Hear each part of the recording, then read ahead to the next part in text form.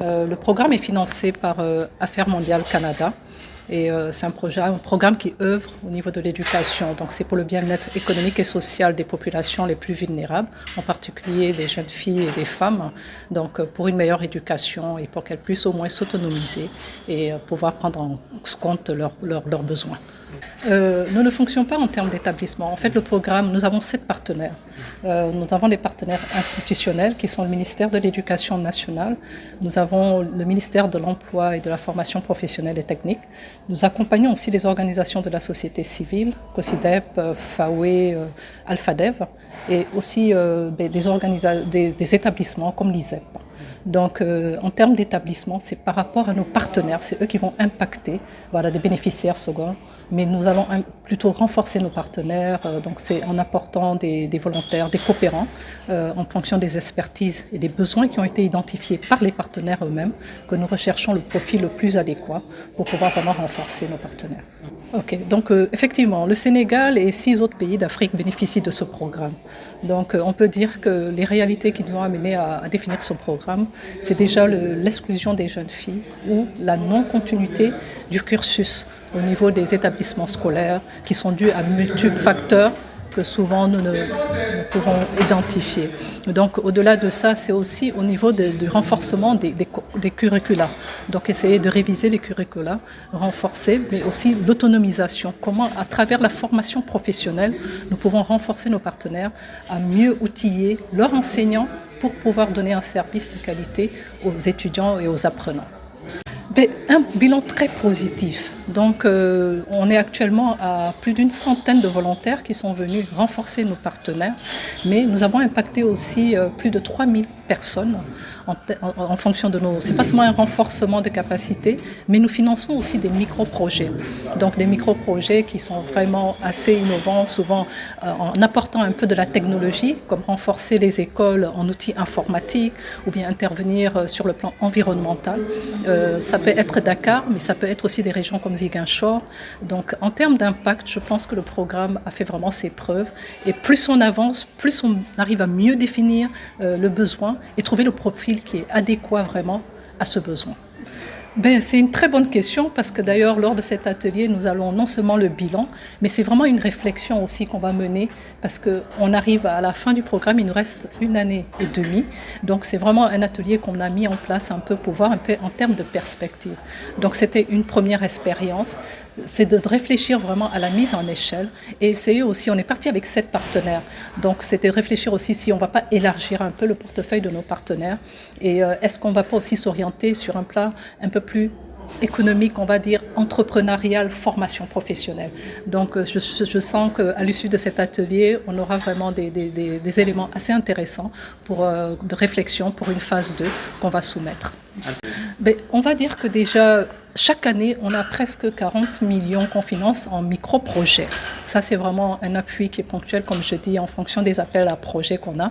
Mais en termes de finances aussi, quand vous amenez un expert qui vient 6 mois à 1 année renforcée, donc vous voyez un peu le coût que ça fait, parce que c'est une prise en charge totale du programme clé pour la personne qui vient. C'est une prise en charge aussi bien logistique, il faut leur donner aussi une rémunération, mais il faut aussi les prendre en charge au niveau de l'hébergement, du transport. Donc quand je vous dis qu'on a plus de 100 volontaires qui sont venus, vous voyez un peu. Notre quotidien, c'est de travailler dans l'équité, que les enfants, aussi bien garçons et filles, soient à l'école et ils restent pour réussir. Quand on est dans l'inclusion du handicap, je dirais là aussi qu'il faut que les enfants handicapés soient à l'école et aussi ils restent et réussissent comme tout le monde. Et de ça, on parlera d'équité pour tous, pour les enfants handicapés, pour tous ceux qui sont au niveau du ministère de l'Éducation nationale. Et par rapport au programme clé, on a été appuyé vraiment par le programme. Nous avons au niveau de quelques écoles et établissements ce que nous appelons des champions et championnes de l'inclusion. Ce sont des enseignants et des enseignantes qui sont au service de l'école et qui accompagnent les enfants handicapés à mieux s'intégrer, à mieux apprendre pour réussir. C'est des enseignants créés en main qui sont au niveau des écoles et des établissements où il y a des enfants handicapés qu'on appelle des écoles inclusives ou des établissements inclusifs. Donc, qui accompagnent les enfants à mieux s'insérer, à mieux apprendre, comme on dit, pour rester à l'école et réussir, comme leur père. Nous avons été appuyés par CLE dans la formation des enseignants là, dont je parlais tout à l'heure, pour mieux accompagner les enfants. Et aussi, nous avons été appuyés par CLE pour former nos points focaux genre qui sont au niveau du ministère de l'Éducation. Donc, Madame la coordinatrice de la cellule genre et équité, Mme Anna Sao, a tenu vraiment à être là aujourd'hui. Elle est empêchée, mais à remercier le programme CLE pour cet appui sans faille. Oui, je pense que le programme CLE est un partenaire de la COSYDEP depuis quelques années maintenant. Et ce que nous aimons le plus, c'est qu'ils travaillent beaucoup dans le renforcement de capacités des acteurs de la société civile. Ils sont dans la capacitation, mais également dans le financement de micro-projets pour expérimenter des petits projets face aux défis qu'on aura identifiés.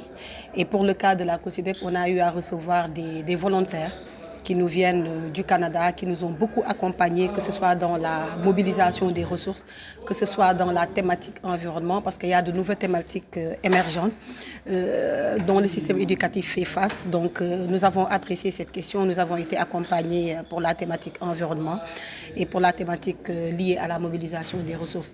Et sur la question de l'inclusion, nous pensons aussi que nous avons été accompagnés par le programme CLE dans le renforcement de capacités des questions liées à l'égalité des genres et à l'inclusion sociale. Parce que vous le savez, notre système éducatif aujourd'hui fait face à un grand défi qui est la question de l'inclusion. Nous avons environ 1,5 million d'enfants qui n'ont accès à aucune forme d'éducation et de formation.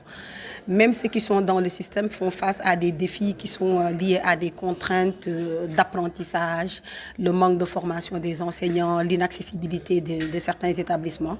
Donc la question de l'inclusion qui est au cœur même de notre engagement au sein de la coalition est un cri de cœur pour nous et le programme CLE dans ce sens nous accompagne pour voir comment disposer d'outils, de capacités pour influer de manière positive les politiques éducatives.